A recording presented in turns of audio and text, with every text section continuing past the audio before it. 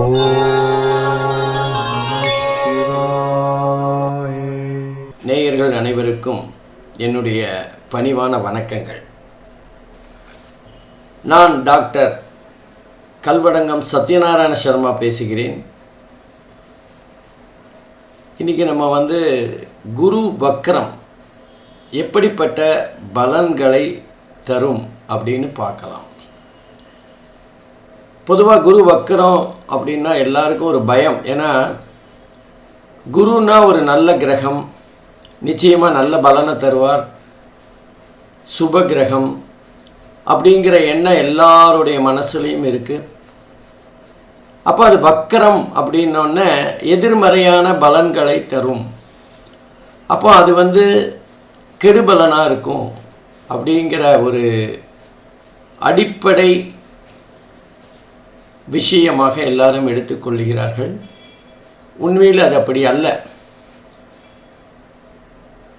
எந்த கிரகமுமே வக்கரம் என்றால் பின்னோக்கி செல்வது அப்படின்னு ஒரு கான்செப்ட் எல்லாரும் நினச்சிட்டு இருக்காங்க. உண்மையிலே அந்த மாதிரி எல்லாம் இல்லை. எந்த கிரகமும் பின்னோக்கி செல்லாது. இல்லை, ராகு கேது மட்டும் பின்னோக்கி செல்லுகின்ற, எப்போவுமே வக்கர நிலையில் வக்கர கதியில் சஞ்சாரம் செய்கின்ற இரண்டு சாயா கிரகங்கள் இருக்குது. அப்போ இந்த குரு வக்ரம் அப்படின்னா என்ன, குரு வக்ரமாக போகிறதுனா என்ன அப்படின்னு பார்த்தீங்கன்னா, குரு மாத்திரம் இல்லை, எந்த ஒரு கிரகமுமே வக்ர கதியில் செல்லுகிறது அப்படின்னா அது ஒரு மாயையான தோற்றம். உதாரணமாக இப்போ நம்ம ரயிலில் ஒரு ஸ்டேஷனில் நின்றுட்டுருக்கோம். திடீர்னு நம்ம ட்ரெயின் கிளம்புறது. நம்ம ட்ரெயின் கிளம்பும்போது எதிரில் நிற்கிற ரெண்டு ட்ரெயின் நம்ம எதிர் திசையில் போகிற மாதிரியான ஒரு தோற்றம், மாயமான தோற்றம். ஆனால் அந்த ட்ரெயின் நின்றுட்டு தான் இருக்கும். நம்ம ட்ரெயின் தான் மூவ் ஆகிருக்கு. அந்த மாதிரி தான் வக்கர கதி அப்படிங்கிறது. கிரகங்கள் வக்கரமாக வராது, ராகு கேதுவை தவிர. அப்போ என்ன இது கான்செப்ட் அப்படின்னு பார்த்தீங்கன்னா, நம்ம சூரியனிலிருந்து குரு சனி இதெல்லாம் கொஞ்சம் பின்னாடி இருக்குது. அந்த நீள்வட்ட கோள் வடிவ அதோட சுற்றுப்பாதையில் அது இரண்டு முனைகளில் அதிக தூரமாக இருக்கும். அந்த இடைப்பட்ட தூரம் அதிகமாக இருக்கின்ற அந்த நிலையில் குரு சனி இரண்டு பேருடைய பலாபலன்கள் கொஞ்சம் குறையிறதோ அல்லது மாற்றத்தை அல்லது சலனத்தை ஏற்படுத்தக்கூடிய தன்மையில் இருக்கும். இதுதான் வக்கரம். இன்னும் சொல்லப்போனால், இப்போ நம்ம முகத்துக்கு பக்கத்தில் டார்ச் அடிச்சிங்கன்னா பளிச்சுன்னு தெரியும். அதுவே 100 அடி தள்ளி இருந்து நம்ம முகத்துக்கு நேராக டார்ச் அடித்தா எப்படி ஒரு மெல்லிசான ஒளிவட்டம் தெரிகிறதோ அது மாதிரி தான் சூரியனிலிருந்து. பொதுவாக சூரியன் நடுநாயகமாக இருந்து சூரியனை சுற்றி தான் எல்லா கிரகங்களும் சுழண்டு வருகின்றன. அப்போ அந்த சூரியனிலிருந்து ஒரு கிரகம் தள்ளி ரொம்ப அதிக தூரத்தில் இருக்கிற அந்த காலகட்டத்தில் அதோட ஒளியானது கொஞ்சம் பலவீனப்பட்டு இருக்கும். அப்போ குரு சனி ரெண்டு கிரகங்களும் முக்கியமாக வக்கரம் பெறும்னு சொல்லலாம். எல்லாமே வக்கரம் பெறும். மற்றவர்கள்லாம் வக்கரம் என்பது சில நாட்கள் அல்லது ஒரு வாரம் அதிகபட்சம் இருக்கலாம். குருவும் சனியும் மட்டுமே அதிக நாட்கள் வக்கரமாக இருக்கிற ஒரு தன்மை கொண்டது. இப்போ இந்த குரு வக்கரம் கூட 116 நாட்கள் இருக்குது. அதாவது அக்டோபர் மாதம் 9ஆம் தேதி 2024 அன்று ஆரம்பிக்கின்ற அந்த வக்கர கதி ஆனது பிப்ரவரி மாதம் 4ஆம் தேதி 2025 அன்று வக்கர நிவர்த்தி அடைகிறது. ஏற்கனவே சனி பகவான் வக்கர நிலையில் தான் போயிட்டுருக்கார். அப்போது அந்த வக்கர நிலையில் இருக்கிற அந்த கிரகம் என்ன ஆகும் அப்படின்னு கேட்டால், ஒரு உதாரணத்துக்கு சொல்லணும்னா, ஒரு கிரகம் ஒரு ராசியில் இருந்து பலனை தருகின்ற அந்த அமைப்பில் அதிக தூரத்தில் கிரகங்கள் சஞ்சாரம் செய்கின்ற போது அந்த கிரகத்தினுடைய சலனமானது சற்று பலவீனப்பட்டு இருக்கும். அப்போ அந்த கிரகங்கள் தருகின்ற பலன்களும் கொஞ்சம் மாறுபட்டதாக இருக்கும். இதை தான் வக்ர பலன் அப்படின்னு சொல்லலாம். பொதுவாக லக்னாதிபதி வலுப்பெற்றிருந்தாலோ லக்னம் வலுப்பெற்றிருந்தாலோ நடக்கின்ற தசாபுக்திகள் வலுவாக இருந்தாலோ இந்த குரு வக்ரம் சனி வக்ரம் போன்றவைகள் ஒரு தாக்கத்தை ஏற்படுத்தாது. இன்னும் சொல்லப்போனால் குரு தசாபுக்தி, குரு அந்தரம், குரு சூட்சுமம், குரு பிராணன் போன்ற குருவினுடைய தசாபுக்திகள் நடக்கின்ற காலகட்டத்தில் அந்த குருவினுடைய வக்கர பலன் சற்று தூக்கலாக தெரியும். ஆகவே யாருக்கெல்லாம் குரு தசாபுக்திகள் அந்தரம் சூட்சுமம் பிராணன் நடக்கிறதோ அவங்களுக்கு அந்த குருவினுடைய பலாபலன்கள் ஒரு தெரிகின்ற வகையில் கொஞ்சம் அதிகமாக இருக்கக்கூடும். ஆனால் கண்டிப்பாக அந்த குரு வக்ர பலன் ஒரு மாறுபட்ட பலனை தரும். நம்ம எதிர்பார்த்து குருக்கிட்ட என்ன எதிர்பார்த்தோமோ அந்த பலன் கிடைக்க வாய்ப்பில்லை. அது மாத்திரம் இல்லாமல் அந்த குரு இந்த வக்ர காலத்தில் எந்தெந்த ராசிகளை பார்க்குறாங்களோ அது பெரிய அளவில் மாறுதல் இல்லை. ஏன்னா இந்த தடவை ரிஷப ராசியிலேயே வெறும் நட்சத்திர பாதங்கள் அடிப்படையில் தான் குரு வக்ர நிலையில் போகிறார். ஆனால் 116 நாட்கள், ஒரு 3 மாதம் 20 நாட்கள்னு வச்சுக்கோங்களேன். அந்த காலகட்டம் குருவினுடைய பலாபலன்கள் 12 ராசிக்கும் சற்று மாறுதலுக்கு உட்பட்டது. எந்த மாதிரியான மாறுதல் இருக்கும் ஒவ்வொரு ராசிக்கும் தனித்தனியாக பார்த்துடலாமா? வாங்க பார்த்துடலாம். அன்பிற்கினிய கன்னி ராசி அன்பர்களே, இப்போ நம்ம குரு வக்ரம் அடையும் போது எப்படிப்பட்ட பலன்களை கன்னி ராசி அன்பர்கள் பெறப்போகிறார்கள் அப்படின்னு பார்க்க போகிறோம். வருகின்ற அக்டோபர் மாதம் 9ஆம் தேதி 2024 வருடம் குரு பகவான் வக்ரகதி அடைகின்றார். 116 நாட்கள் இந்த வக்ர சஞ்சாரம் நடந்து குரு பகவான் வக்ர நிவர்த்தி அடைவது 4ஆம் தேதி பிப்ரவரி மாதம் 2025 நாள். இந்த இடைப்பட்ட 116 நாட்கள் கன்னிராசி என்பர்கள் எப்படிப்பட்ட பலாபலன்களை பெறப்போகிறார்கள் அப்படின்னு பார்க்கலாம். ஏற்கனவே குரு பயிற்சி பலன்களை பார்த்தோம். கன்னிராசிக்கு குரு பகவான் 9வது வீட்டில் இருக்கிற பாக்யஸ்தானத்தில் உட்கார்ந்துருக்கார். அந்த குரு பகவான் 4 மற்றும் 7வது வீட்டுக்கு ஆதிபத்தியம் பெற்றவர். 4, 7க்குரியவர் 9வது வீட்டில் எல்லாமே அற்புதமான இடங்களாக இருக்கிறதுனால குரு பயிற்சி பலன்கள் சிறப்பாக இருக்கும் அப்படின்னு கன்னி ராசி அன்பர்களுக்கு சொன்னோம். ஆனால் இப்போ வக்ரகதியில் வரும்போது இந்த காலகட்டத்தில் எப்படிப்பட்ட பலன்கள் இருக்கும் அல்லது அவர்கள் பெற்று வந்த பலன்கள் எப்படிப்பட்ட மாறுபாடுகளை சந்திக்கும் அப்படின்னு பார்க்கலாம். பொதுவாக 4வது வீடு அப்படின்னு நம்ம எடுத்துட்டோம்னா வீடு, தோட்டம், வாகனம், சுகஸ்தானம். அது நம்ம ஏதாவது பொருள் வாங்கிறது, நிலம் வாங்கிறது மற்றும் நம்ம பூர்வீக சொத்து சம்பந்தப்பட்ட பிரச்சனைகள், அதே மாதிரி மன தூய்மை, நல்ல ஒழுக்கம், படிப்பு போன்ற விஷயங்களை சொல்லக்கூடியது 4வது இடம். நண்பர்களை பற்றி சொல்லக்கூடியது, வாகனத்தை பற்றி சொல்லக்கூடியது. 7வது இடம் எல்லாம் தெரியும், எல்லாருக்கும் தெரியும், களத்திரஸ்தானம், வாழ்க்கை துணையை பற்றி சொல்லக்கூடியது, தொழில் கூட்டாளிகள் பற்றி சொல்லக்கூடியது, நண்பர்கள் பற்றி, காதல் பற்றி, நல்ல ஒழுக்கம் பற்றி சொல்லக்கூடியது. அதே நேரத்தில் ஒருவருடைய ஆசை, அவர் அனுபவிக்கின்ற செயல்கள் மற்றும் வழக்கு, வம்பு போன்ற விஷயங்கள், வெளிநாடு போன்ற விஷயங்களையும் களத்திரஸ்தானம் என்று சொல்லப்படுகின்ற 7வது இடம் சுட்டி காட்டும். இப்போ இந்த 2 விஷயங்கள் சம்பந்தமாகத்தான் பிரச்சனைகள் வரப்போகிறது.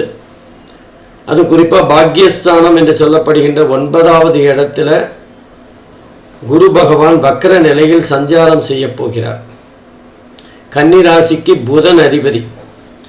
ஏற்கனவே நம்ம மிதுன ராசிக்கு பார்த்தோம். மிதுன ராசிக்கு 12வது இடத்துல பாதகாதிபதி குரு பகவான் சஞ்சாரம் செய்தார். கெட்டவர் கெட்டிடில் கிட்டிடும் ராஜயோகங்கிற மாதிரி நல்ல பலனே பெற்றார்கள். மிதுன ராசிக்கு வக்ர நிலையிலும் நல்ல பலன்களை பெறுவார்கள்னு பார்த்தோம். ஆனால் கன்னி ராசி அப்படி இல்லை. கன்னி ராசியை பொறுத்தவரை உபய ராசியாக இருப்பதால் 7வது வீட்டதிபதி குரு பகவான் தான் பாதகாதிபதி. 7வது வீடு பாதகஸ்தானம். அப்போ பாதகாதிபதி குரு பகவான் வக்ர நிலையில் 9வது இடத்துல இருக்கார். அங்கே 12, இப்போ 9வது இடம், நல்ல இடம், பாக்யஸ்தானம் என்று சொல்லப்படுகின்ற இடம். அந்த இடத்துல குரு பகவான் சஞ்சாரம் செய்கிறார். வக்ர நிலையில் சஞ்சாரம் செய்கின்ற போது ஒரு பாதகாதிபதி நல்ல பலனை தருவாரா அப்படிங்கிற ஒரு கேள்வி இருக்கு.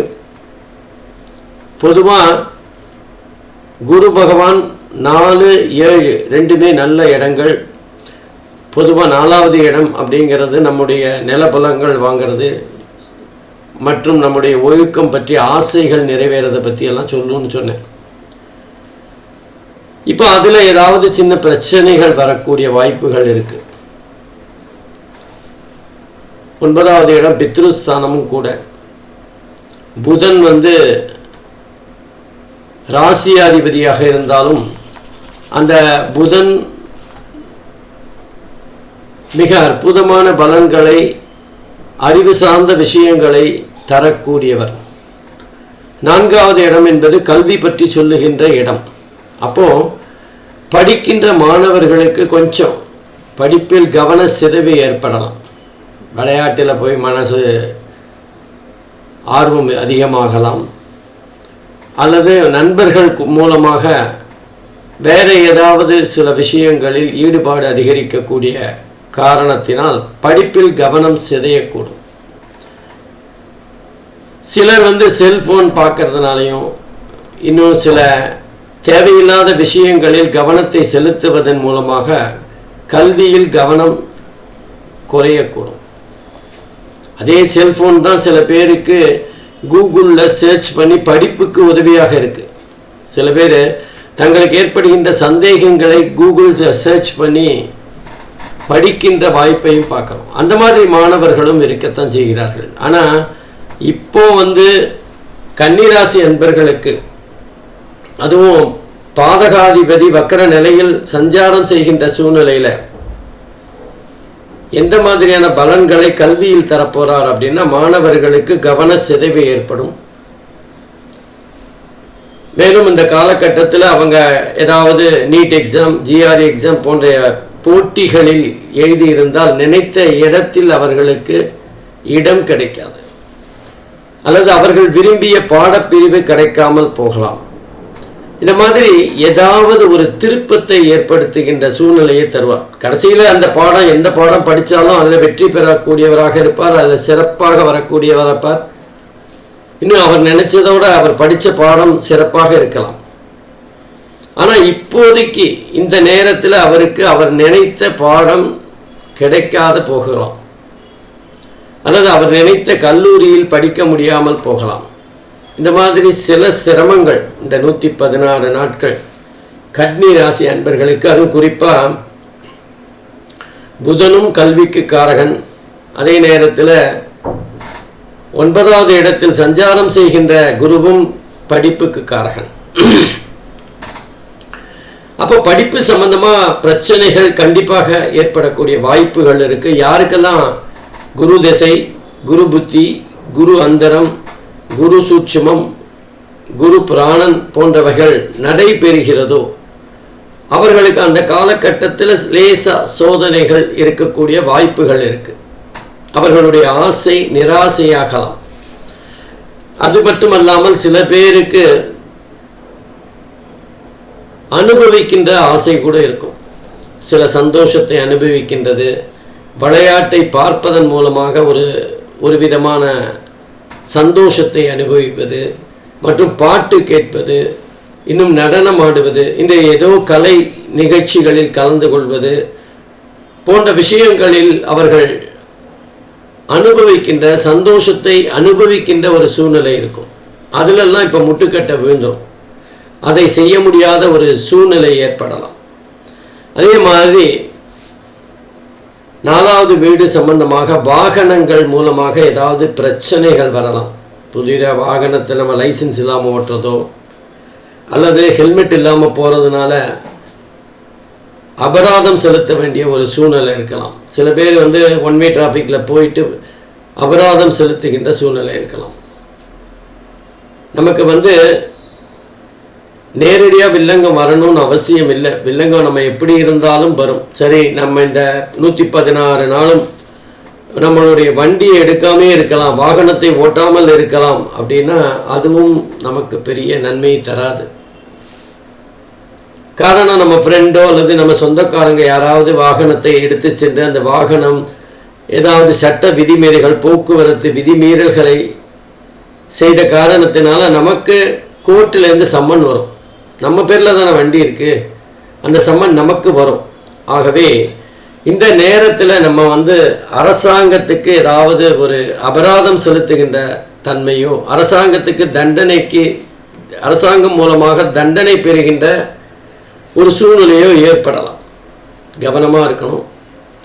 அது மாத்திரம் இல்லை, சில பேருக்கு வாங்கிய வாகனம் அதிக ரிப்பேர் தரக்கூடியதாக இருக்கும். ஏதாவது ஒரு காரணத்தினால வண்டி நம்ம அவசரமாக எங்கேயாவது புறப்படும் போது வண்டி தயார் இல்லாத நிலையிலோ, டயர் பஞ்சர் ஆகிறதோ அல்லது வண்டி ஓடாத ஒரு சூழ்நிலையோ சந்திக்க வேண்டியிருக்கும். இதெல்லாம் வாகனம் மூலமாக நமக்கு ஏற்படுகின்ற சோதனைகள். இந்த காலகட்டத்தில் அது கன்னி ராசி அன்பர்களுக்கு அப்படித்தான் இருக்கும். இன்னும் சொல்லப்போனால் சில பேர் அந்த புது வாகனம் வாங்க வேண்டிய ஒரு கட்டாயம் இருக்கும். பழைய வாகனம் செல்லுபடியாகாத ஒரு சூழ்நிலை, அதிக செலவு வைக்கிற காரணத்தினால் அதிக முதலீடு செய்து புதிய வண்டி வாங்க வேண்டிய ஒரு கட்டாயம். ஏன்னா ஆஃபீஸுக்கு நம்ம வண்டியில் தான் போயிட்டு வரோம், அதுதான் நமக்கு வசதி. நேரத்துக்கு போகிறதுக்கு வாகனம் தான் இருக்கணும். அப்போ வாகனம் இல்லாமல் இருக்க முடியாதுன்னா கடன் வாங்கி புதிய வாகனம் வாங்கணும். அப்போது கடன் வாங்கிறது ஒரு கஷ்டம், புதிய வாகனம் வாங்கிறது கஷ்டம். அப்புறம் அடிமாட்டு விலைக்கு நம்மக்கிட்ட இந்த பழைய வண்டியை கொடுக்கறது ஒரு கஷ்டம். அந்த மாதிரி கஷ்டங்களை பெறுகின்ற ஒரு சூழ்நிலை தான் கன்னி ராசி அன்பர்களுக்கு இருக்கும். அதே போல் கன்னி ராசிக்கு 7வது வீட்டு பாதகாதிபதி. அந்த 7வது வீடு அப்படிங்கிறது அந்த பாதகாதிபதியினால் குடும்பத்தில் சின்ன சின்ன சச்சரவுகள் ஏற்படும். தேவையில்லாத வாக்குவாதங்கள் முற்றி அது மறைமுகமாக ஒரு பிரச்சனையை உருவாக்கலாம். ஆகவே நண்பர்கள் மூலமாகவும் அல்லது நம்ம வாழ்க்கை துணை மூலமாகவும் சில பிரச்சனைகளை சந்திக்க வேண்டிய சூழ்நிலை இருக்கும். நம்ம பார்ட்னர்ஸ் ரொம்ப நம்பிக்கையானவங்க தான். நம்ம தொழிலில் அவங்க எனக்கு எல்லா விதத்திலும் உதவியாக இருக்காங்க அப்படின்னு தைரியமாக நம்பிக்கையாக நீங்கள் இருக்கும்போது அவர்கள் செய்த சில தவறுகள் உங்கள் கவனத்திற்கு வரும். பார்ட்னர்கள், கூட்டாளிகள் மூலமாக சில நம்பிக்கை இல்லாத தன்மைகள் வெளிப்படக்கூடும். அதனால் நீங்கள் முதல்லையே அவங்க மேலே ஒரு கண்ணு வச்சுருந்தீங்கன்னா அந்த தவறு நடக்காமல் தடுத்திருக்கலாம். அதனால் கூட்டாளிகள் மூலமாக ஏதாவது ஒரு வகை பிரச்சனைகள் வரக்கூடும். சில சமயங்களில் கூட்டாளி நான் ஒரு 6 மாதம் வெளிநாடு போகிறேன், மொத்தமாக நீ பார்த்துக்கோன்னு சொல்லிட்டு போவோம். இது எதிர்பாராத சூழ்நிலையினால் அதனால சில சமயங்களில் நம்மளுடைய வேலை பழு அதிகரிக்கக்கூடும். எப்படியோ வாழ்க்கை துணையாகட்டும், தொழில் கூட்டாளியாகட்டும், பூர்வீக சொத்தாகட்டும், வாகனம் மற்றும் நிலபலம் எல்லாமே ஏதாவது ஒரு சிறு சங்கடத்தை தரும். ஏன்னா அந்த வக்கர நிலையில குரு சஞ்சாரம் செய்கிறதுனால சில சமயங்களில் பொருள் நஷ்டம் கூட ஆகலாம். நம்ம நிலம் வாங்கிறதுக்கு ஒரு ரேட்டு கொடுக்குறோம், அந்த ஏகப்பட்ட டிமாண்ட் இருக்கிறதுனால தேவையில்லாமல் அந்த நிலத்தோட மதிப்பை கூட்டி விற்கக்கூடிய ஒரு சூழ்நிலை. நமக்கு போட்டியாக சில பேர் கேட்கறதுனால அதிகப்படியான விலை கொடுத்து வாங்க வேண்டிய ஒரு சூழ்நிலை. இல்லை நம்ம ஒரு புது வீடு வாங்கி கிரகப்பிரவேசம் பண்ணி அங்கே போகிறோம். நம்ம போன நேரத்தில் அந்த வீட்டில் இருக்கிற சில பொருட்கள் சரியாக அல்லது சரியான முறையில் வேலை செய்யாத காரணத்தினால நம்ம ரிப்பேர் செய்ய வேண்டிய ஒரு சூழ்நிலை ஏற்படலாம். எதிர்பாராத செலவுகள். ஆகவே கன்னி ராசியை பொறுத்தவரை குரு வக்ர நிலையில் இருக்கின்ற போது சின்ன சின்ன சங்கடங்கள் வரத்தான் செய்யும். படிக்கின்றவர்கள் படிப்பிலே கவன சிதைவு ஏற்படலாம். வாழ்க்கை துணை அல்லது தொழில் கூட்டாளிகள் மூலமாக சின்ன சின்ன பிரச்சனைகள் அல்லது அவர்கள் செய்ய வேண்டிய வேலையை நாம் செய்ய வேண்டிய ஒரு கட்டாயம் ஏற்படலாம். அதே போல குடும்பத்திலும் சில வாக்குவாதங்கள் வாழ்க்கை துணையுடன் ஏற்படக்கூடிய வாய்ப்புகள் இருக்குது. மொத்தத்தில் மிதுன ராசி கன்னி ராசியை பொறுத்தவரை கொஞ்சம் நம்ம கவனமாக இருந்தோம்னா நம்ம கஷ்டங்களை குறைத்து கொள்ளலாம். அது குறிப்பாக குரு தசாபுக்தி நடக்கிறவங்க கொஞ்சம் அதிகப்படியான கவனமாக இருக்கணும். மற்றபடி கன்னி ராசி என்பவர்களுக்கு இந்த குரு பகவானோட வக்கர நிலை பயிற்சி என்பது சிறிய பாதிப்பை தந்தாலும் முடிவில் சுகமாக முடியும். கவலைப்பட வேண்டிய அவசியமில்லை. படிக்கின்ற மாணவர்கள் படிப்பில் கவனம் செலுத்த வேண்டும், அதை முக்கியமாக பார்க்கணும். மற்றபடி நல்ல பலன்களை இந்த 116 நாட்களுக்கு பிறகு கன்னிராசி என்பவர்கள் பெறுவார்கள் அப்படிங்கிற ஒரு நம்பிக்கையில் நம்ம வாழணும். இதுவும் கடந்து போகும் அப்படிங்கிற நிலைமையில் நம்ம இருந்தோம்னா இந்த குரு வக்ர பலன் பெரிய பாதிப்பை கன்னி ராசிக்காரர்களுக்கு தராது.